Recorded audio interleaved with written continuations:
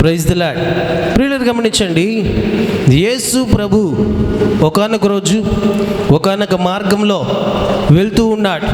ప్రియులారా గమనించండి, యేసు ప్రభు ఎక్కడికి వెళ్ళినా, ఎప్పుడు వెళ్ళినా, ఏ ఊరు వెళ్ళినా, ఏ ప్రాంతం వెళ్ళినా కానీ అక్కడ గుంపులు గుంపులుగా జనం ఉంటారు. ఈ విషయం మనం గమనించాలి. ఫస్ట్ యేసు ప్రభు ఎక్కడ ఉంటే అక్కడ గుంపులు గుంపులు జనం ఉంటారు.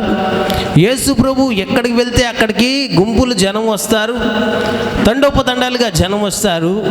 అంతేకాదు కానీ ఈ గుంపు ఎందుకు వస్తారనేది మొట్టమొదటిగా మనం జ్ఞాపకం చేసుకోవాలి. ప్రియులారా గమనించండి, చాలామంది గుంపు ప్రభు సన్నిధికి వస్తారు, ప్రభు ఎక్కడ ఉంటే అక్కడికి వస్తారు. అయితే వచ్చారు, ఎవరు వచ్చారు అనేది మనం గమనించాలి. ఆయన ఎక్కడికి వెళ్తే అక్కడికి వస్తారు, ఎందుకు వస్తారు అనేది గమనించాలి. ఒకటి, కొంతమంది స్వస్థతలు పొందడానికి వస్తారు, కొంతమంది స్వస్థతలు పొందడానికి వస్తారు, కొంతమంది యేసు ఏం చెప్తాడో విందామనే వారు కొంతమంది. ఒకటి, స్వస్థతల కోసం వచ్చేటువంటి వారు చాలామంది ఉన్నారు. ఈ రోజుల్లో కూడా ప్రార్థన అంటే వెళ్తారు, మంచిదే. అయితే అక్కడ మనకి ఏం దొరుకుతుంది అనేది మొదటి ప్రశ్న, అందరికీ వచ్చేటువంటి ప్రశ్నే. అక్కడికి వెళ్తే మనం ఏం పొందుకుంటాము? ఏదో వెళ్ళాము వచ్చామంటే కాదు, ఏం పొందుకుంటాము అనేది మొట్టమొదటి ప్రశ్న. ఓ చోటుకి వెళ్ళామంటే మనం అక్కడి నుంచి ఏం బలపడుతున్నాం, ఏం పొందుకుంటున్నాము, ఏం కావాలనుకుంటున్నాము, దేనికోసం వెళ్తున్నాం అనేది మనము మొదటిగా మనం ప్రశ్న వేసుకోవాలి. అయితే యేసు ప్రభు కాలంలో, యేసు ప్రభు సంచరించేటువంటి ఆ సమయంలో చాలా గుంపులు వచ్చేవారు. ఆ గుంపుల్లో ఒక గుంపు స్వస్థత పొందుకోవాలనే వచ్చేటువంటి వారు గుంపు మొట్టమొదటిగా. రెండవది గుంపు ఏంటంటే వాక్యం వినాలి అనుకునేటువంటి వారు, వాక్యం వినటానికి వచ్చేటువంటి వారు. మూడవ గుంపు ఏంటంటే విమర్శించేటువంటి గుంపు, అనగా ఆయన ఏమి చెప్తాడు, ఎక్కడ తప్పు పట్టుకుందాము, ఎక్కడ నిందిద్దామని చెప్పేటువంటి గుంపు ఒకటి. ఇక నాలుగవది, ఆయన ఏమి పెడతాడో, అక్కడికి వెళ్తే మాకు ఆహారం దొరుకుతుంది, అక్కడికి వెళ్తే మాకు తిండికి ఏ లోటు లేదు. ఎందుకని? ఒకనొక టైంలో దేవుడు ద్రాక్షారసాన్ని అయిపోయినప్పుడు నీళ్ళని ద్రాక్షారసంగా మార్చాడు. కావాల్సినంత సమృద్ధి అయినటువంటి ద్రాక్షారసం దొరికింది మాకు. రెండవది, ప్రసంగం చేస్తున్నప్పుడు ఆహారం అయిపోయింది, ఇంచుమించు 3 రోజులు గడిచిపోయింది, ఆహారం లేదు. మరి ఏం జరిగింది? అక్కడ తినటానికి ఆహారం లేనటువంటి సమయంలో, అది అరణ్య ప్రదేశంలో విస్తారమైనటువంటి ఆహారాన్ని దేవుడు పంచిపెట్టాడు. ఏది? 2 చిన్న చేపలు 5 రొట్టెలతో. ఇలాగా అనేక పర్యాయాలు బైబిల్లో అంట దేవుడు చేసినటువంటి అద్భుత కార్యాలు కనుక లెక్కిస్తే, రాయిస్తే ఆకాశము భూమి పరిచినా కూడా సరిపోదట. అంటే ఆయన చేసినవి అనేకమైన ఉన్నాయి, ఇంకా చెప్పలేదు. అవన్నీ కూడా అనేకమైనటువంటి అద్భుతాలు చేశాడు. మనకు తెలిసింది ఆ 2 చేపలు 5 రొట్టెలు, లేకపోతే ద్రాక్షారసము, లేకపోతే కొన్ని మాత్రమే మనకు రాశాడు. ఎందుకంటే దేవుడు దాన్ని ఎన్నుకున్నాడు కనుక, వారిని ఆశీర్వదించాడు కనుక అవి మాత్రమే రాయబడ్డాయి. కానీ రాయబడినవి చాలా ఉన్నాయి, ఆయన చేసినవి గొప్ప కార్యాలు చాలా ఉన్నాయి. అవన్నీ కూడా దేవుడు రాయించలేదు. ప్రియులారా గమనించండి, కనుక యేసుక్రీస్తు ఎక్కడ ఉంటే అక్కడ మనకేం దొరుకుతుంది? భోజనం దొరుకుతుంది. ఇలా 4 వర్గాలు దేవుని సన్నిధికి వస్తుంటారు. సరే, ఏదైనా కూడా దేవుని సన్నిధికి వచ్చేటువంటి 4 ఎవరైనా సరే ముందు దేవుని సన్నిధికి వస్తున్నారు. అది దేవుని నామానికి మహిమ కలుగును గాక. హల్లెలూయా. సరే, ఏం జరిగింది? ఎప్పుడైనా కనుక యేసు సన్నిధికి వచ్చినప్పుడు, యేసు ప్రాంతంలోకి వెళ్తున్నప్పుడు, లేకపోతే ఆ ఊరికి వెళ్తున్నప్పుడు గుంపులుగా ఎందుకు వస్తారు అనేది చాలా తెలుసుకోవాల్సినటువంటి ప్రాముఖ్యత మనకెంతైనా ఉంది క్రైస్తవులుగా. ఒకటి అయిపోయింది. అయితే యేసుక్రీస్తు ఈ ప్రాంతానికి ఎందుకు వచ్చాడో, ఈ ప్రాంతానికి ఎందుకు వచ్చాడో తెలియదు, కానీ మొత్తానికి ఆ ప్రాంతానికి అయితే వచ్చాడు. అయితే ఒకానొక సందర్భంలో, ఒకానొక వీధిలో ఆ గుండా యేసయ్య వెళ్తున్నాడు. యేసు వెళ్తున్నటువంటి ఆ ప్రాంతం అంతా కూడా కిక్కిరిచ్చిపోయింది, జనసమూహంతో నిండిపోయింది. వెళ్తూ ఉన్నారు, పెద్ద శబ్దం వస్తుంది. ఒక 10,000 మంది వెళ్తే ఎంత శబ్దం వస్తుందో, ఒక 1000 మంది వెళ్తే ఎంత శబ్దం వస్తుందో, అలాంటి శబ్దాన్ని ఓ వ్యక్తి ఓ పక్క నుండి వింటూ ఉన్నాడు. మొత్తానికి అతను అర్థమైందంటే ఏమిటి అంటే, ఇక్కడ ఏదో జరుగుతుంది, ఇక్కడ ఏదో జరుగుతుంది. ఏం జరుగుతుంది? ఏం జరుగుతుంది? ఆ దగ్గర పయ్యేటువంటి వాడిని పిలిచి, రే బాబు ఇట్రా, అసలు ఏం జరుగుతుంది ఇక్కడ? ఏంది ఇక్కడ? ఏదో సౌండ్ వినిపిస్తుంది, ఏం జరుగుతుంది ఇక్కడ? ఏంటి చెప్పు అంటే ఆయన అన్నాడు, ఇక్కడ నజరేయుడని యేసు ఈ మార్గాన వెళ్తున్నాడు. హల్లెలూయా! నజరేయుడని యేసు ఈ మార్గాన వెళ్తున్నాడు. అప్పుడు ఎక్కడ లేని ఉజ్జీవము, ఎక్కడ లేనటువంటి ఆనందము, ఎక్కడ లేనటువంటి సంతోషము, మునుపెన్నడూ లేనటువంటి ఉజ్జీవము తనలో అరికాలు మొదలుకొని నడినెత్తి వరకు ఏమొచ్చిందట? ఎనర్జీ వచ్చేసిందట. వచ్చి ఏం చేస్తున్నాడు? అప్పుడు వాడు 37 చూడండి, వాడు నజరేయుడైన యేసు ఈ మార్గం వెళ్ళుచున్నాడని వానితో చెప్పి, అప్పుడు వాడు, యేసు దావీదు కుమారుడా నన్ను కరుణించమని కేకలు వేసెను. ఏం చేశాడట? ఎప్పుడైతే యేసు ఈ మార్గాన్ని వెళ్తున్నాడని చెప్పాడో వెంటనే ఆయన కేకలు వేయడం ప్రారంభించాడు. ఎందుకని కేకలు వేస్తున్నాడు తెలుసా? యేసు దావీదు కుమారుడా నన్ను కరుణించు. ఎవరు కరుణించాలి? ఎవరు కరుణించాలి చెప్పండి? ఎవరు కరుణ కావాలా? మనుష్యుల కరుణ కావాలా? మనుష్యుల కరుణ కావాలా? ఎవరు కరుణ కావాలంటే ఈయనకి, యేసు దావీదు కుమారుడా నన్ను కరుణించుము. యేసుని ఎవరుగా వేయించుకున్నాడు చెప్పండి? ఆయన దావీదు కుమారుడు ఆయనకి ఏం తెలుసా? నిజానికి ఎవరైనా ఎవరు చెప్పండి? గుడ్డివాడు, చూపు లేనటువంటి వ్యక్తి, ఈ ప్రపంచాన్ని ఎన్నడూ కూడా చూడనటువంటి వ్యక్తి, మనిషి రూపం ఎలా ఉంటుందో కూడా తెలియనటువంటి వ్యక్తి, మనిషి ఆకారం ఎలా ఉంటుందో కూడా తెలియనటువంటి వ్యక్తి, ఈ ప్రపంచంలో ఏది కూడా తెలియదు. సూర్యుడు తెలియదు, చంద్రుడు తెలియదు, నక్షత్రాలు తెలియదు, ఏమీ తెలీదు. కానీ ఈయనకి తెలిసిందల్లా ఏమిటంటే దావీదు కుమారుడు ఒక ఆయన వస్తాడు. ఆయనకి తెలిసింది ఏమిటో తెలుసా? ఒకటి గమనించండి, ఈ మార్గాన నజరేయుడని యేసు వెళ్తున్నాడు అని చెప్పగానే ఎందుకు ఈయన ఎలుగెత్తి అరిచాడు? ఎందుకు అరవాల్సి వచ్చింది? ప్రియులారా గమనించండి, వినుట వలన విశ్వాసము కలుగును, వినుట క్రీస్తుని గూర్చిన మాటల వలన. ఏ మాటలు? అప్పుడెప్పుడో విన్నాడు, యేసయ్య అద్భుతాలు చేస్తున్నాడట, యేసయ్య కళ్ళు నేలని వాళ్ళకి కళ్ళు ఇస్తున్నాడట, ఓచ చేతులు గల్ల వాళ్ళకి కాళ్ళు చేతులు బాగా పరుస్తున్నాడట, గుడ్డివారికి చూపు వస్తుంది, చనిపోయిన వాళ్ళు లేస్తున్నారు, అనారోగ్య సమస్యలతో బాధపడుతున్నటువంటి వారికి తక్షణమే రిలీఫ్ అవుతుంది, మంచి ఆరోగ్యం వస్తుంది. ఇలాగా అనేకమైనటువంటి కార్యాలు చేస్తున్నాడు. నీళ్ళను ద్రాక్షారసంగా చేసిన అద్భుతాన్ని అనేక మంది చెప్పారు, విన్నారు. 2 చేపలు 5 రొట్టెలు అద్భుతాన్ని చూశాడు, విన్నాడు. ఇలాగా యేసుక్రీస్తు చేసే ప్రతి అద్భుతాన్ని ఆ ఊరు ఈ ఊరు, ఆ ఊరు ఈ ఊరు, ఎందుకంటే గుంపులు వెళ్తున్నారు కదా, ఒక గుంపు 2 గుంపులు కాదు, మొత్తం 4 గుంపులు వెళ్తున్నారు, 4 రకాల గుంపులు. ఏదో ఒక మాట ఏదో ఒక సందర్భంలో ఈ వ్యక్తికి వినిపించింది. ఒకటి తాతలు చెప్పారు, పితరులు చెప్పారు, మన కొరకు మెస్సయ్య వస్తాడు, ఆ మెస్సయ్య దావీదు వంశావళి నుంచి వస్తాడు, ఆ దావీదు వంశావళి నుంచి వచ్చేటువంటి వ్యక్తి నన్ను పాపము నుంచి, శాపము నుంచి, అంధకార సంబంధమైనటువంటి భయంకరమైనటువంటి ఊబి నుంచి మనల్ని విడిపిస్తాడు, మనల్ని సంరక్షిస్తాడు, మనల్ని కాపాడుతాడు, మన కొరకు ఒక రక్షకుడు వస్తాడు అని చెప్పారు పితరులు. అది జ్ఞాపకం ఉంది, అది జ్ఞాపకం ఉంది కనుకనే దావీదు కుమారుడు అని సంబోధిస్తున్నాడు. ఆలోచించండి, ఎందుకు దావీదుని ప్రస్తావించాల్సి వచ్చింది? ఈయన ఎవరు చెప్పండి? ఎవరు ఈయనెవరు? దావీదు కుమారుడు. ఎలాగ దావీదు కుమారుడు అయ్యాడు చెప్పండి?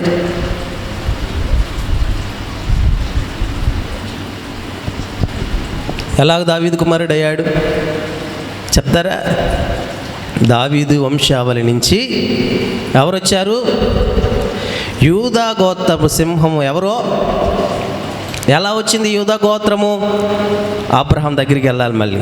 అబ్రహాము కుమారుడు ఇస్సాకు, ఇస్సాకు కుమారుడు యాకోబు, యాకోబుకి 12 మంది సంతానం. వాళ్ళలో యూదా గోత్రం ఒకటి. ఆ యూదా గోత్రం నుంచి వచ్చిన యెషయి, యెషయి కుమారుడు దావీదు, దావీదు కుమారుడు సొలొమోను, సొలొమోను వంశావళి నుంచి వచ్చిన వాడే ఎవరు చెప్పండి? యేసయ్య. హల్లెలూయా. కనుక దావీదు వంశావళి నుంచి చిగురు పుట్టింది. యెషయి కొమ్ము నుంచి చిగురు పుట్టింది. అదే ఆ చిగురు ఎవరో? యేసయ్య. అందుకే దావీదు కుమారుడా నన్ను కరుణించు. ఈరోజు ఎవరి కరుణ కావాలి? ఎవరి కరుణ కావాలి మనకి? మనుష్యుల దయతో మనకు పని లేదు. మనుషుల దయతో పని లేదు. ఎందుకో తెలుసా? చక్కగా పొగుడుతారు, చక్కగా అభిమానిస్తారు, చక్కగా ఆదరిస్తారు, చక్కగా మంచిగా మునగ చెట్టు ఎక్కిస్తారు, నువ్వు ఎక్కలేనంత ఎత్తుకు ఎక్కిస్తారు, అమాంతం అక్కడి నుంచి నేను వదిలేస్తారు. మనుష్యుల దయ అలా ఉంటుంది, మనుషుల ప్రేమ అలా ఉంటుంది. ఈరోజు మనుషుల దయ కోరుకున్నావే అనుకో, మనుషులను ప్రేమ కోరుకున్నావే అనుకో, అమాంతం వదిలేస్తారు, నిట్ట నిలువున ముంచేస్తారు. ఆ రోజు ఎక్కడ ఎవరుంటారు? ఒక్కడవే ఉంటావు, చుట్టూ ఏముండదు, నీళ్ళు తప్పితే నిండా లోతును ముంచేస్తారు. కాబట్టి ఇకనైనా మనుషుల పేరు కోసమో, మనుషుల దయ కోసమో, మనుషుల్లో గొప్పవాడు అనిపించుకోవడానికో మనం ప్రయత్నాలు చేస్తే అది వృధా. చాలామంది ఇవే చేస్తుంటారు. గొప్పలకు పోయి అప్పులు చేస్తూ ఉంటారు, గొప్పలకు పోయి ఏవేవో చేస్తుంటారు. ప్రియులారా గమనించండి, క్రైస్తవులు ఇతరులతో మనకు పని లేదు. ఇతరులు అందుకే అంటాడు యెహోషువ, మీ ఇష్టం వచ్చినట్టు చేసుకోండి, నా కుటుంబము నేను మాత్రం నా దేవుణ్ణి నేను ఆరాధిస్తాము, నా దేవుణ్ణి నేను పూజిస్తాము. అలాగే ఇతరులతో మనకు పని లేదు. వాళ్ళు ఎలా పోతే మనకెందుకు? మనము ఎలా బ్రతుకుతున్నాము, మన నీతి ఎలాగుంది, మన యథార్థ స్థితి ఎలా ఉంది, మన నడవడిక ఎలా ఉంది, మన జీవితాలు ఎలాగున్నాయి. మన వలన ఒక పాపి నశించిపోవడం కంటే, ఆత్మీయంగా ఉండి నశించిపోవడం కంటే వాడు అట్లాగే ఉండడమే బెస్ట్. మన వలన దేవుడట మన వలన ఒక పాపి నశించిపోతున్నాడంటే ఆయనకు బాధ అంట. కొంతమంది అంటారు, అదిగో అక్కడికి రావడం వల్లనే నేను నశించిపోయానండి, ఆ సహవాసంలో ఉండటం వల్లనే నేను మళ్ళీ లోకంలోకి వెళ్ళిపోయాను, వాళ్ళ ప్రవర్తన వల్లే నేను మళ్ళీ లోకంలోకి వెళ్ళిపోయాను. అప్పుడు దేవుడు చింతిస్తాడు, మన వలన ఏమిటట? ఇతరులు ఎక్కడికి రాకూడదు, మళ్ళీ పాపస్థితిలోకి వెళ్ళిపోకూడదు. వాడు అలాగున్నా పర్లేదు, వాడు రక్షింపబడకపోయినా పర్లేదు. కనుక మన నీతిని మనం కాపాడుకోవాల్సినటువంటి అవసరం ఎంతైనా ఉంది. అందుకే మనం ఏం చేయాలి? ఇతరుల మీద ఆధారపడటం, ఇతరుల మెప్పు కోసం, ఇతరుల పేరు కోసము, ఇతరుల దయ కోసము ప్రాముఖ్యంగా మనం ఎంత మాత్రం కూడా వాటి మీద ఆధారపడవద్దు. ఈయన ఏం చేశాడు? దావీదు కుమారుడా నన్ను కరుణించు. కరుణ కావాలి. ప్రియులను గమనించండి. మరి ఇలా ఈయనేం చేస్తున్నాడు? గట్టిగా కేకలు వేస్తున్నాడు. ఈరోజు ప్రార్థన చేస్తున్నావా? వెలుగెత్తి అరుస్తున్నావా? నీ ప్రార్థనలో అరుపు ఉందా? మౌనంగా ఉండి ప్రార్థించే వాళ్ళు చాలామంది ఉన్నారు, ప్రార్థన చేసేవాడు మరి చాలామంది ఉన్నారు. ప్రియులను గమనించండి, ప్రార్థన అన్నింటికంటే కూడా, నీ విశ్వాసము కంటే కూడా, నీకు విశ్వాసం ఉంది కదా, ఆ విశ్వాసము కంటే కూడా బలమైనది ప్రార్థన. ఆ విషయం గమనించాలి. విశ్వాసము కంటే కూడా ప్రార్థన. నీ విశ్వాసం పనిచేసినా చేయకపోయినా ప్రార్థన ఏదో ఒక రోజు నీకు పనిచేస్తుంది. ప్రార్థన లేకపోతే ఏ పని జరగదు. నీకు విశ్వాసం ఉండు లేకపో. అందుకన్నాడు, మన విశ్వాసాన్ని ఎంత పోల్చాడో తెలుసా? ఆవగించేంత విశ్వాసం. అంటే ఆవగింజ అంటే అసలు ఉన్నా లేకపోయినా ఒకటే అని అర్థం కదా. చెప్పండి, ఆవగింజ అంతే చాలా సూక్ష్మము. అది ఉన్నా ఒకటే లేకపోయినట్టు అంటే ఎట్ట మనకు ఉండదు. ఎందుకంటే ఆ సూదేశాలండి తగ్గిపోయింది కదా. డాక్టర్ కాడికి వెళ్ళకపోతే తగ్గేది కాదు, డాక్టర్ కాడికి వెళ్ళాం కాబట్టి తగ్గింది. అంటే ప్రార్థన వల్ల తగ్గలేదు. అప్పుడు దాకా పాస్టర్ గారు ప్రార్థన చేశాడు, అప్పుడు కాక కన్నీటి ప్రార్థన చేశాడు, ఏమేమో చేశాడు, అప్పటి వరకు ఏదో చేశాడు. అంటే హాస్పిటల్కి వెళ్ళగల తగ్గిపోయింది. అంటే మన విశ్వాసం ఎక్కడికి హాస్పిటల్తోనే ఆగిపోయింది. కాబట్టి ప్రార్థన అనేది చాలా ముఖ్యం. నీ విశ్వాసం ఉండనే ఉండకు అని మనకెట్లా ఉండదని ఆయన ఏం చెప్పాడంటే ఆవగింజతో పోల్చా. కనుక ప్రార్థనలో ఏముండాలి? వెలుగెత్తి అరవడం ఉండాలి. నీ ప్రార్థన ఎక్కడికి వినిపిస్తుంది? వినిపిస్తుందా ప్రార్థన? ఆయన ఈ ప్రార్థన వింటాడని తెలుసా? మహాకాశం మీద సింహాసనం మీద కూర్చొని ఆయన ఏం చేస్తాడంటే నీ ప్రార్థనను వింటున్నాడట. ప్రార్థన వింటున్నాడట. అప్పుడు ఒక దూత వచ్చింది. దూతొచ్చి, అయ్యా నీ ప్రార్థన నీ ధర్మకార్యాలు ఎక్కడ చేరాయి? తండ్రి సన్నిధికి చేరాయి. ఎవరి ప్రార్థన? ఆయన ప్రార్థన. ఆయన చేసాడు కార్యాలు తండ్రి సన్నిధికి చేరాయంటే జ్ఞాపకార్థంగా. మరి నువ్వు చేసే ప్రార్థన మన పక్క వాళ్ళకే వినపడదు, మన ఇంట్లో వాళ్ళకే మనకి వినపడదు, అసలు మనకే వినపడదు. మన ప్రార్థన ఎక్కడికి వినిపించాలి? ఆయనకి వినిపించకుండా మనకి ఎలా అద్భుతాలు జరుగుతాయి? ఎలా ఆయన నుంచి మనం అద్భుతాలను పొందుకోవాలనుకుంటాం? మన అవసరతలు ఎలా తీర్చుకోగలుగుతాం? ఆయనకి చెప్పకుండా, ఆయనకి వినిపించకుండా, ఆయనకి వినపడేలాగా అరవకుండా ఎలాగా? ఏ రోజైనా నా ప్రార్థన దేవుని సన్నిధికి చేరుతుందా? ప్రశ్న. ఈయనేం చేస్తున్నాడట? ఆయనకి వినపడాలని కేకలు వేస్తున్నాడట. కేకలు వేస్తున్నాడు. ఏం జరిగింది? ఊరకుండమని ముందర నడుచుచుండిన వారందరూ కూడా గద్దించిరి. ఏయ్ ఊరుకో, ఏంటి నీ అరుపులు, నీ కేకలేంటి? ఏంటి నీ కేకలు? ఈ రోజుల్లో కూడా చాలామంది ప్రార్థన చేస్తున్నప్పుడు సరే, పాటలు పాడేటప్పుడు సరే, ఇవేమిటి? నశించిపోయేవాడికి సిలువ వార్త వెర్రితనమో. నశించిపోయేవాడికి అర్థం కాదు. ఎందుకంటే వాడి బుర్రలో ఏముంది? నశించిపోయే ఆత్మ ఉంది వాడి బుర్రలో. వాడి దేహంలో ఆత్మ నశింపజేసేటువంటి ఆత్మ, నాశనపరిచే ఆత్మ, చెదరగొట్టే ఆత్మ, చెడగొట్టేటువంటి ఆత్మ, వాని కుటుంబాన్ని అంతం చేసే ఆత్మ, సమాజంలో ఒక చీడ పురుగు లాంటి ఆత్మ. ఆత్మ ఏం చేస్తుందట? నశించిన వానికి సిలువ వార్త వెర్రితనంగా ఉంటుంది. వెర్రితనం. అందుకే దేవుడు ముందే చెప్పాడు, నశించిపోయే వాళ్ళ గురించి మీరు పట్టించుకోవద్దు. ఈ నశించిపోయే వాళ్ళు ఎప్పుడు అంతే, ఎప్పుడు అరుస్తూనే ఉంటారు, ఎప్పుడు గోల చేస్తూ ఉంటారు. నాకే తప్పలేదు. సజ్జన దేశులు ఇలలో సహజమో. మనిషిని ఎప్పుడు కూడా స్వీకరించరు.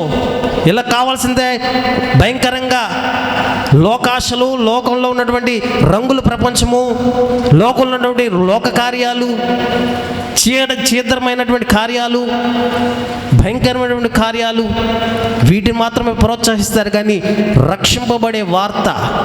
రక్షింపబడేటువంటి వార్త కానీ, రక్షణకు సంబంధించినటువంటి మాటలు కానీ వీరికి వినబడటానికి లేదు. ఎందుకని? వెర్రితనం వారిలో త్రెష్ట వేసింది కాబట్టి. వాడు జ్ఞానిని అని చెప్పుకుంటాడట, వారి జ్ఞానం ఏంటట? వెర్రి వారిగా చేసేస్తాను వారి జ్ఞానాన్ని. వారి చదువుని కానీ, వారి అంతస్తుని కానీ, వారి హోదాని కానీ వెర్రితనంగా చేసేస్తాను, జాగ్రత్త. ఎందుకంటే వెర్రితనము, వారిదంతా కూడా వెర్రితనం, జాగ్రత్త. అలాంటి వారి గురించి మీరు పట్టించుకోవద్దు. నన్నే అన్నారు, ఆ రోజు చక్కగా వెళ్తున్నాం, మేమంతా కూడా సంతోషంగా ఆనందంతో యెరూషలేము వెళ్తున్నాం. చిన్నపిల్లలు వస్తున్నారు, పెద్దవారు వస్తున్నారు, ముసలోళ్ళు వచ్చారు, చక్కగా మట్టలు పట్టుకున్నారు. హోసన్నకు జయము, దావీదు కుమారుడు జయము, జయము, జయము అంటున్నారు. కొంతమంది వచ్చారు వ్యతిరేకులు, ఏయ్ బోధకుడా, నీ జనానికి చెప్పు గోల్ చేయొద్దని చెప్పి. ఏమిటి? యేసు ప్రభుతోనే అన్నారు కదా, నీ జనానికి చెప్పు ఊరకుండమని చెప్పి. ఏమిటి గోల?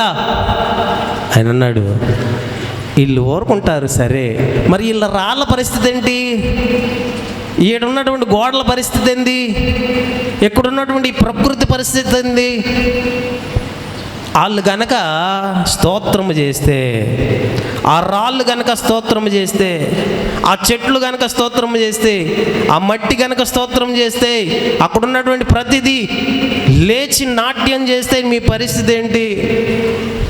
ఏమిటి చెప్పండి? నువ్వు స్తుతించపోయినా పర్లేదు, ప్రకృతి స్తుతిస్తుంది. హల్లెలూయా. ఆయనకు ఒక సైన్యం ఉంది. ఆయనకి సైన్యములకు అధిపతి అని పేరు. మీకు తెలుసా? సైన్యములకు అధిపతి అని ఎవరికి పేరు ఉంది? ఈ ప్రపంచంలో ఎవరికి లేదా పేరు? ఈయనకు మాత్రమే ఉంది, సైన్యములకు అధిపతి అని పేరు. ఎందుకని ఈయనకు సైన్యము? మొక్కలు ఆయన సైన్యము, పురుగులు ఆయన సైన్యము, మిడతలు ఆయన సైన్యమే. ఈ ప్రపంచంలో ప్రతిదీ ఆయన సైన్యమే. మనం అనుకుంటాము గుర్రాలు, రథాలు, లేకపోతే కత్తులు, ఇవే కాదు ఆయన సైన్యం. ప్రకృతి ఆయన సైన్యము. హల్లెలూయా. ప్రకృతి ఆయన సైన్యము. ఈ ప్రకృతిని గనుక ఆయన ఒకసారి, ఇదిగో బాబు మీరేంటో, మీ ప్రభావం ఏంటో మీరు చూపించండి అన్నాడు. అప్పటికి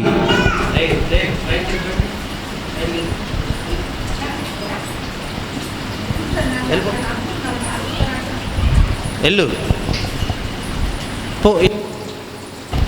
ఏమన్నాడు? ఆకాశమా ఆలకించుము, భూమి చెవియగు. గడగడలాడిపోయినాయి. ఆకాశము గడగడలాడిపోయింది, భూమి గడగడలాడిపోయింది, చెవి ఎగ్గాయంట. మరి నువ్వు నేను ఎంత చెప్పండి? ఆకాశం పెద్దదా? నువ్వు పెద్దడువా? మనం పెద్దోళ్ళమా? ఎవరు పెద్దోళ్ళని చెప్పండి? అందుకే ఆయన సైన్యంతో మనం ఎప్పుడు పెట్టుకోకూడదు. ఆయన సైన్యాన్ని అలా కామ్గా ఉంచాలి. నిన్నగాక మొన్న ఏం జరిగింది? విజయవాడ ప్రాంతము, పరిసర ప్రాంతాలు, ఖమ్మం ప్రాంతం, పరిసర ప్రాంతాలు ఎక్కడో చూస్తాం. చైనాలోనో లేకపోతే ఎక్కడో చూస్తుంటాం, చాలా అవతల ఇతర దేశాల్లోనో ఇతర ప్రాంతాల్లోనో. ఎక్కడో కాదు, మన ఆంధ్రలోనూ, మన పక్కనే దగ్గరగా 100 కిలోమీటర్ల పరిధిలో. ఎంత లోతు? నీట తల వరకు, ఇంచుమించు 7-8 అడుగుల లోతు. అంటే దాదాపుగా ఒక ఫ్లోర్ మునిగిపోయి ఉన్నాయి కొన్ని ప్రాంతాల్లో. ఒక ఫ్లోర్ మునిగిపోయింది. ఒక ఫ్లోర్ మునిగిపోయినటువంటి పరిస్థితి.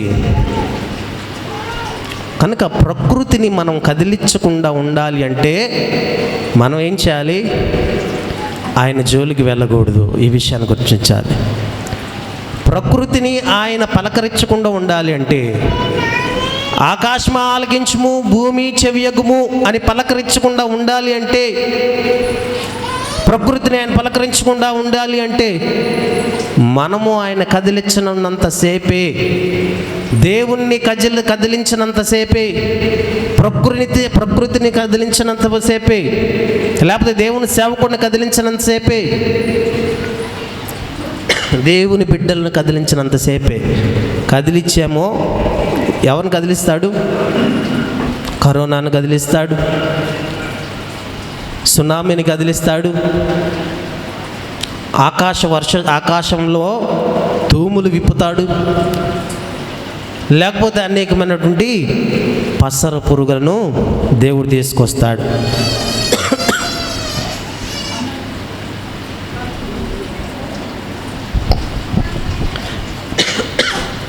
కనుక గమనించండి, ఇలాగా యేసయ్య ఆ ప్రాంతం వెళ్తున్నప్పుడు వారు ఏం చేశారట? ఆపుతున్నారు. అందుకని చెప్పాడు, రాళ్ళు ఊరుకోవు బాబు.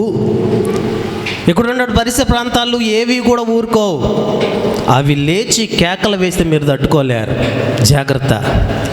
వీళ్ళు స్తుతించినంతసేపే బాగుంటుంది, అవి గనక స్తుతిస్తే రెట్టింపు అయిపోతాయి. ఉరుముని ఎంతమంది వింటున్నారు చెప్పండి?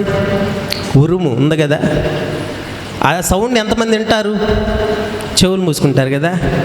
అది స్తుతిస్తే, ఆపకుండా స్తుతిస్తే మనం తట్టుకోగలుగుతామా? వర్షం స్తుతిస్తుంది. 40 రాత్రులు 40 పగళ్ళు దేవుని స్తుతించింది. హల్లెలూయా. ప్రపంచం తట్టుకుందా? లేదు. సూర్యుడు దేవుని స్తుతించాడు, ఒకరోజు ఆగిపోయింది, ఒక పగలు ఆగిపోయింది, ఒక రాత్రి ఆగిపోయింది.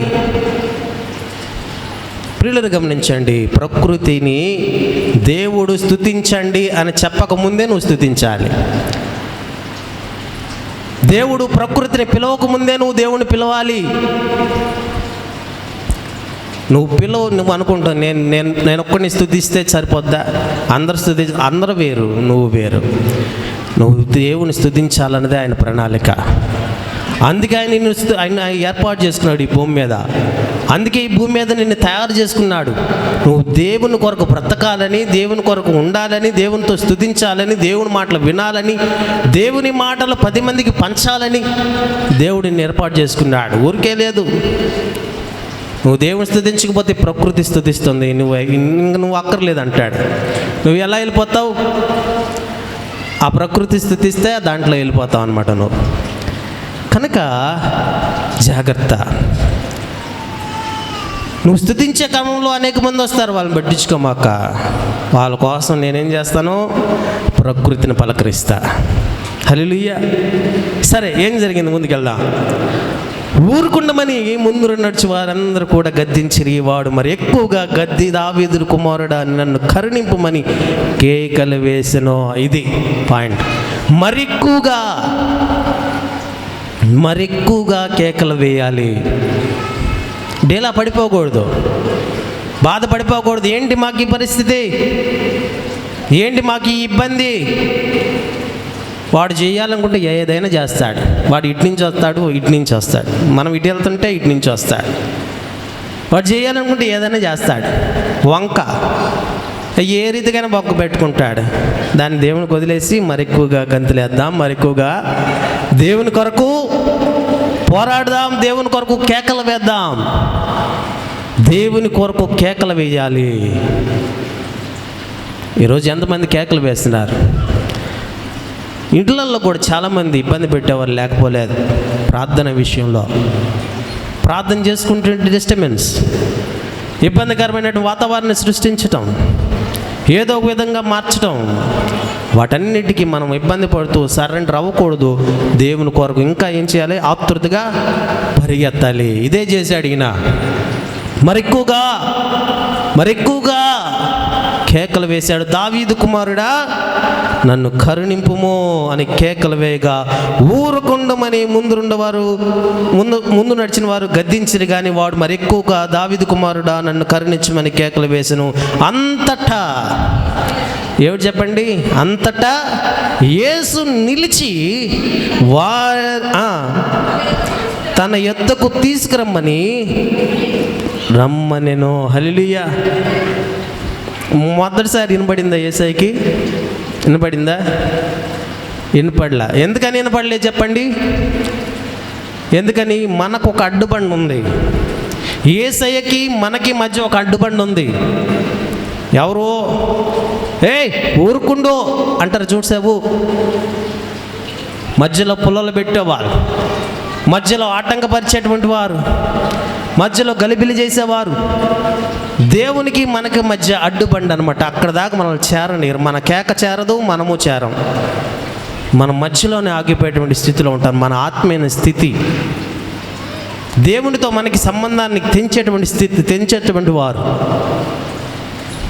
దేవునికి మనకి మధ్య ఆ బాండింగ్ అనేది లేకుండా చేసేటువంటి వారు మధ్యలో కొంతమంది ఉంటారు. వారితో జాగ్రత్త.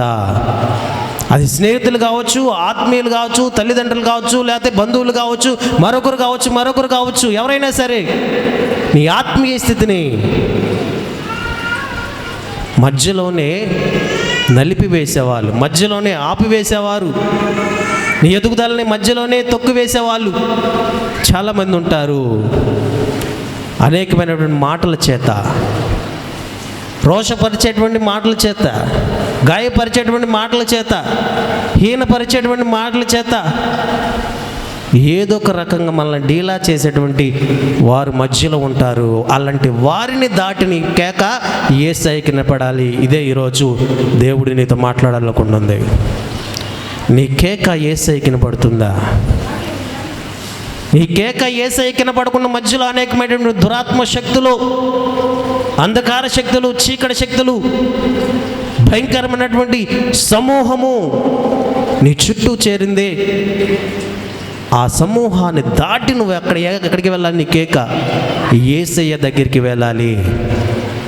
యేసయ్య ఎక్కడో లేడు, ఏదో ఊరిలో లేడు, ఏదో ప్రాంతంలో లేదు, ఆ వీధిలోనే ఉన్నాడు. ఆ వీధిలో ఉన్న యేసయ్యకే నీ కేక వినపడనప్పుడు ఆయన అనుకున్నాడు, నా కేక ఈరోజు కనుక యేసయ్యకి వినపడకపోతే నా స్థితి ఏమవుతుందో, ఇంక నా బ్రతుకంతా ఇదే గుడ్డి జీవితం, ఇదిగో ఇదే ఈ బొచ్చి నా చేతిలో ఉంటుంది, ఇదిగో ఈ కర్ర నా చేతిలో ఉంటుంది, ఇదిగో ఈ చెట్టు కింద నా జీవితం అంతా కూడా ఉడికిపోతుంది. నేను బాల్యం నుంచి గుడ్డివాడిని, ఏ రోజు కూడా ఏ మనుష్యుడిని చూడలేదు, ఏ చెట్టుని చూడలేదు, ఏ ప్రాంతాన్ని చూడలేదు, ఏమి చూడలేదు. ఈ ప్రపంచం ఎలా ఉంటుందో తెలీదు, ఇంక అలాగే చనిపోతా. ఎలా ఉందో తెలీదు, ఎలా ఉందో తెలీదు, పుట్టినప్పుడు తెలీదు, ఇప్పుడు తెలీదు, ఇంక చనిపోతే ఇంకేం తెలుస్తుంది? చనిపోయినా కూడా తెలీదు, ఏమీ తెలీదు. ఆయన గనక దాటిపోతే నా స్థితి ఇంకదే స్థితి. గుడ్డి జీవితము, అంధకార జీవితం, చీకటి బ్రతుకు, ఈ బ్రతుకు నాకు వద్దు. ఇప్పుడు కనుక ఆయన దాటిపోతే మళ్ళీ వస్తాడో రాడో తెలియదు. ఎందుకని? ఆయనకున్నది చాలా చిన్న సమయం, 3.5 సంవత్సరమే. ఆయనకున్నది 3.5 సంవత్సరం మాత్రమే. అప్పటికి ఎంత సమయం అయిపోయింది 3.5 సంవత్సరంలో? ఆలోచించండి. ఆయన సేవా పరిచర్య 3.5 సంవత్సరంలో అనేక అద్భుతాలు, ఆ అద్భుతాల్లో ఈయన కూడా నా కొరకు అద్భుతం చేయడానికి బహుశా ఈ వీధిలోకి వచ్చి ఉండాలి. ఇప్పుడు కనుక నేను ఆ సమయాన్ని, ఆ క్షణాన్ని ఆ యేసయ్యతో నేను కనుక గడకపోతే, ఆయన ద్వారా నేను స్వస్థత పొందకపోతే నా జీవితం ఇక నేను పుట్టి కూడా వ్యర్థుడనే. ఈరోజు ఎంతమంది ఉన్నారు? యేసయ్య మనకు అనేకమైన అవకాశాలు ఇస్తూ ఉంటాడు. ఆ అవకాశాలను మనం వినియోగించుకోకుండా వాటిని ఏం చేస్తున్నావుట? వదిలేసుకుంటున్నాం. అనేక సార్లు, అనేక పర్యాయాలు ఆ విషయాన్ని వదిలేస్తున్నాం. ఎంతమంది ఉన్నారు అలాగా దేవుని సన్నిధిలో? దేవుడు మనం ముందుకు వచ్చి నిలబడినా కూడా మనం ఆయన పట్టించుకున్నటువంటి పరిస్థితులు. ఇదిగో నేను తలుపు తట్టుచున్నాను, రాత్రి పగలు అనుకుంటా రోజు తడుతుండని తలుపు తీయట్లేదే. ఆయన ఏం చేశాడట? వీధిలోకి వస్తేనే ఎలుగెత్తి కేక వేశాడు. మరి నువ్వు తలుపు నొద్ద నుంచి తడుతూ ఉన్నాడంట, కానీ తీయట్లా. ఈరోజు ఎలా ఆశీర్వాదాలు వస్తాయి, ఎలా దీవెనలు వస్తాయి, ఎలా అద్భుతాలు జరగాలి మన కుటుంబంలో, ఎలా మేలులు పొందుకోవాలి, ఎలా జీవితాలు మార్చబడాలి. ఆయన లేకుండా, ఆయన కార్యం చేయకుండా ఈయనేం చేశాడు? వెలుగెత్తి అరిచాడు. ఒకటే, ఈరోజు కనుక నేను ఆయన కనుక వదిలేస్తే, ఆయన కనుక వెళ్ళిపోతే నా జీవితం అదే స్థితి, 30 సంవత్సరాలు అదే స్థితి, ఇంకా తర్వాత అదే స్థితి, మరణించినా ఉపయోగం లేదు, ఇంకా నేను బ్రతికి వేస్ట్ అనుకున్నాడు. వెలుగెత్తి అరిచాడు. ఆశ కలిగాడు, వెలుగెత్తి అరిచాడు. ఈరోజు నీ కేక వెనక ఒక ఆశ దాగి ఉండాలి. ఏం ఆశ దాగి ఉంది? ఒకసారి నీ పిల్లల్ని చూస్తావా? ఒకసారి నీ భర్తను చూస్తావా? ఒకసారి నీ భార్యను చూస్తావా? వారి వైపు చూసి నువ్వేం చేయాలనుకుంటున్నావో నువ్వేం పొందుకోవాలనుకుంటున్నావు? దేవుని కొరకు కేక వేయాలి. నీ కొరకు దేవుని వేడుకోవాలి. కేక వేసేవాడిగా ఉండాలి. ఆ కేక వెలుగెత్తి అరిచేవాడిగా ఉండాలి. అంతేకాదు కానీ ఆశ కలిగి కేక వేయాలి. హల్లెలూయా. ఈరోజు ఎంతమంది ఆశ కలిగి కేక వేస్తున్నారు? ఒక ఆశ పెట్టుకోవాలి. అరిచామంటే అరిచాం కాదు, ఒక ఆశ పెట్టుకోవాలి. ఒక కోరిక కలిగి ఉండాలి. నా జీవితంలో నాకు ఇది లోటు అయ్యా. ఆయన అన్నాడు, బాబు వాడిని తీసుకురండి. తీసుకొచ్చారు. మొత్తాన్ని తీసుకొచ్చారు. ఏం కావాలి? ఏం కావాలి నీకు? యేసయ్య కూడా అడుగుతాడు. అరే మనం ప్రార్థన చేస్తే ఉపయోగం ఉందా? మరి నీకేం కావాలి? నువ్వు అరిచావు కదా, నువ్వు ప్రార్థన చేసావు కదా, నీకు ఏం కావాలి? ఇది పాయింట్. ఏం కావాలి? నీ ఆశ ఏదైతే ఉందో, నువ్వు దేని కొరకైతే ఎలుగెత్తి అరుస్తున్నావో, దేని కొరకు ప్రార్థనకు వస్తున్నావో చాలామందికి తెలియదు. ప్రార్థనకి ఎందుకు వస్తున్నామో తెలియదు. ఏదో వాడుకు చొప్పున ప్రార్థనకి వెళ్తున్నామండి. ప్రార్థనకు వాడుకు చొప్పున ప్రార్థనకి వెళ్ళటం కాదు. 4 జాతులు వస్తారు. వాక్యం వినే జాతి ఒకటి, ఆహారం కొరకు వచ్చే జాతి ఒకటి, విమర్శించే జాతి ఒకటి. అంతేకాదు కానీ ఇంకొక జాతి. ప్రియులు గమనించండి, ఇలా జాతులు వస్తారు. వాళ్ళలో నువ్వు ఏ జాతిలాగా ఉన్నావు? పోనీ ఎలాగైనా పర్లేదు, ఆశ కలిగి దేవుని సన్నిధికి రావాలి. ఏ ఆశ అయినా సరే. ఆయన అడుగుతాడు, ఏమిటి, ఏం కావాలనుకుంటున్నావు? చూడండి అన్నమాట. అంతటి యేసు నిలిచి వాని ఎత్తుకు తీసుకొని రమ్మనను. వాడు దగ్గరకు వచ్చినప్పుడు ఆయన, నేనేమి నీకు చేయగోరుచున్నావు అని అడుగగా, వాడు, ప్రభువా చూపు పొందగోరుచున్నాను. ఏమిటి చెప్పండి? ఆయనకున్న ఆశ ఏమిటి? చిన్న ఆశ. చిన్న ఆశ. ఏమిటా చిన్న ఆశ? చూపు. నా బ్రతుకంతా గుడ్డి జీవితమయ్యా, నా బ్రతుకంతా అంధకారంలోనే బ్రతుకుతున్నాను, నాకు వెలుగును ప్రసాదించు. ఈరోజు కూడా చాలామంది అంధకారంలో బ్రతుకుతున్నారు. బ్రతుకుతున్నామంతే. అందుకే నా జీవితంలో వెలుగును ప్రసాదించు. హైందవులు కూడా అంటారు, అస్తోమా జ్యోతి, చెప్పండి, సమతోమా జ్యోతిర్గమయ్య కదా. అనగా అసత్యంలో బ్రతుకుతున్నాం, చీకటిలో బ్రతుకుతున్నాం. మమ్మల్ని వెలుగులోనికి, సత్యంలోనికి మమ్మల్ని నడిపించు ప్రభువా. కాబట్టి ఈ గుడ్డివాడిని చేస్తున్నాడట, నన్ను వెలుగును ప్రసాదించు, నేను చీకటిలో బ్రతుకుతున్నా, వెలుగు ప్రసాదించు. దేహానికి ఏమిటి వెలుగు చెప్పండి? దేహానికి ఏమిటి వెలుగు? కన్ను. మన దేహానికి వెలుగు ఇచ్చేది కన్ను. ఆ కన్ను వెలిగించబడాలి. ఈరోజు చాలామంది కన్నులు వెలిగే ఉంటున్నాయి, కానీ ఆత్మీయమైనటువంటి కన్నులు వెలిగించబడటల్లా. ఆ రోజు సేవకుడు వచ్చాడు. సేవకుడు యొక్క దాసుడు బయటకు వచ్చి చూసి పరిగెత్తుకుంటూ లోపలికి వెళ్ళాడంట. పరిగెత్తుకుంటూ లోపలికి వెళ్ళి, బోధకుడా, మనం అయిపోయాము, మనం చచ్చిపోతాము, భయంకరమైన పరిస్థితి మన చుట్టూ ఆవరించి ఉంది, ఈరోజు మన పని అయిపోయింది, ఒక్కసారి వచ్చి బయటకు చూడు అంటే సేవకుడు వచ్చాడు. బయటకు వచ్చి చూస్తే చుట్టూ ఎవరున్నారు? గుర్రాలు, రథాలు, ఖడ్గాలు చుట్టూ చేరినాయి ఆ ఇంటి చుట్టూ. లోపల ఎవరున్నారు? సేవకుడు శిష్యుడు ఉన్నాడు. బయటకు వచ్చి చూసిన వాడెవడు? సేవకుడు. చూస్తే మొత్తం సేవకుడిని చంపడానికి వచ్చారు. గుర్రాలు, రథాలు, ఏది ఒక్కడిని. గుర్రాలు, రథాలు వేసుకొని ఒక పెద్ద సైన్యమే వచ్చింది సేవకుడిని చంపడానికి. అప్పుడు దైవ సేవకుడు అన్నాడు, ప్రభువా వీని మనోనేత్రాలు తెరువుము అన్నగా వెంటనే దేవుడు ఏం చేశాడంటే వాని మనోనేత్రాలు తెరిచాడు. ఎవడి? సేవకుని, దాసుడివి. అప్పుడు వాడు చూడగా ఈ గుర్రముల వెనక, రథముల వెనక మరొక రథాలు కనిపిస్తున్నాయి, మరొక గుర్రాలు కనిపిస్తున్నాయి, మరొక ఖడ్గాలు కనిపిస్తున్నాయి. ఏమిటవి చెప్పండి? అగ్ని గుర్రాలు. అగ్ని రథాలు, అగ్ని కత్తులు అవి కనిపిస్తూ ఉంటే ఆశ్చర్యపోయాడు ఆ దాసుడు. ఏమిటండి ఇది? దేవుడు మన చుట్టూ కంచె వేశాడు. ఎన్ని రథాలు వచ్చినా, ఎన్ని గుర్రాలు వచ్చినా, ఎన్ని ఖడ్గాలు వచ్చినా, ఏమి చేసినా సరే దేవుడు మన చుట్టూ ఒక కంచెను వేశాడు. దేవుడు మన చుట్టూ ఒక సైన్యాన్ని ఉంచాడు. ఆ సైన్యాన్ని దాటి ఈ సైన్యం మనం ఏమీ చేయలేదు. హల్లెలూయా. మనకు కనిపించేది కొంతనే, మనకు కనిపించినవి చాలా ఉన్నాయి. ఈ విషయం చాలా గుర్తుపెట్టుకోవాలి. మాట చెప్పి ముగిస్తాను. మనం పోరాడున్నది ఎవరితోనంట? మనుషులతో కాదు.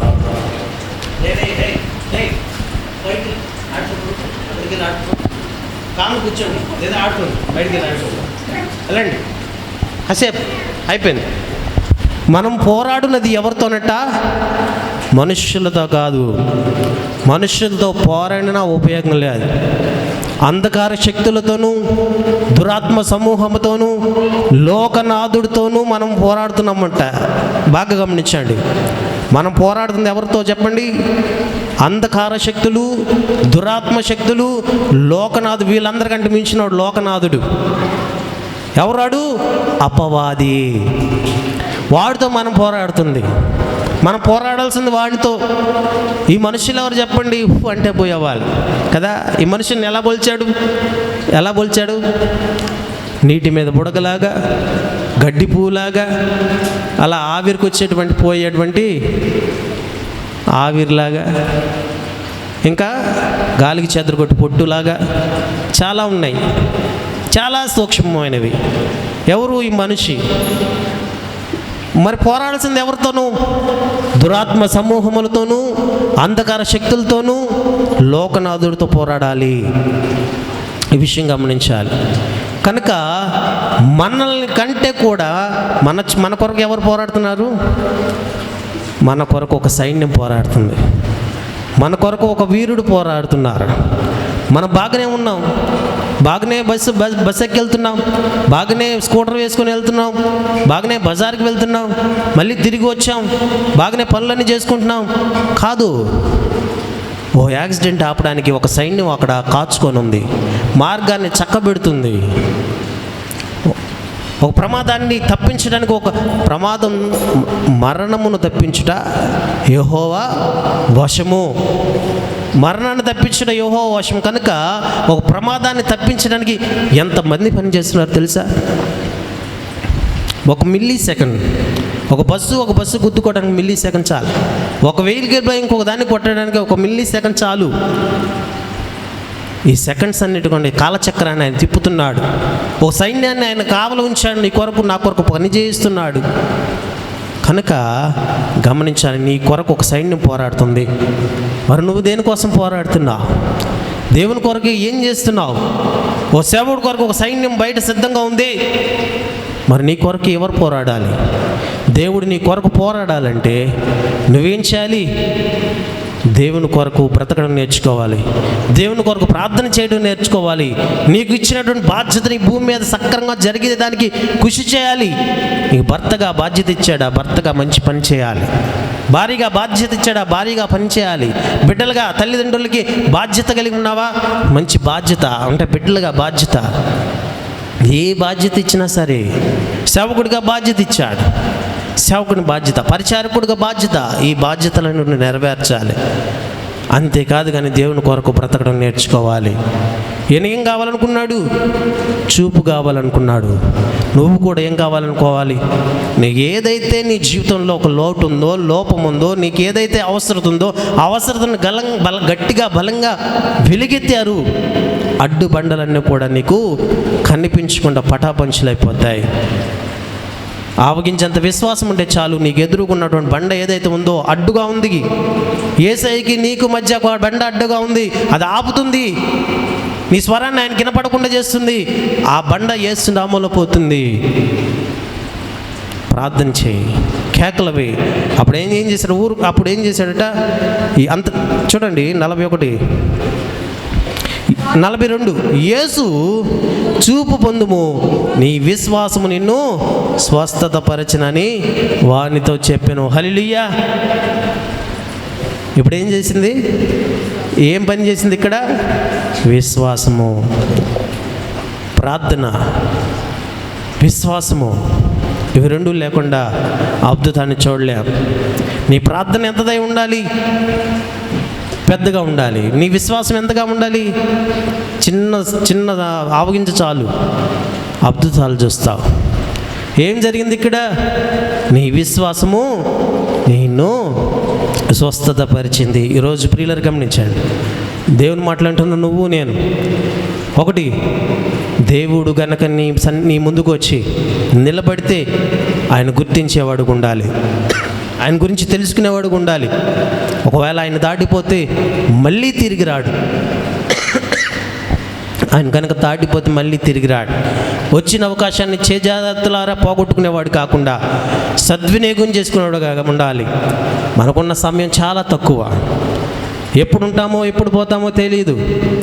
అలా గాలికి కొట్టిపోయే ఆవిరి లాంటి వారిని, లేకపోతే పువ్వు లాంటి వారిని, గడ్డి పువ్వు లాంటి వారిని, లేకపోతే పొట్టు లాంటి వారిని, నీటి మీద బుడక లాంటి వారిని మనం ఆవిరైపోయే వాళ్ళం వెంటనే. కాబట్టి మనకి ఎక్కువ సమయం లేదు, ఎక్కువ టైం లేదు.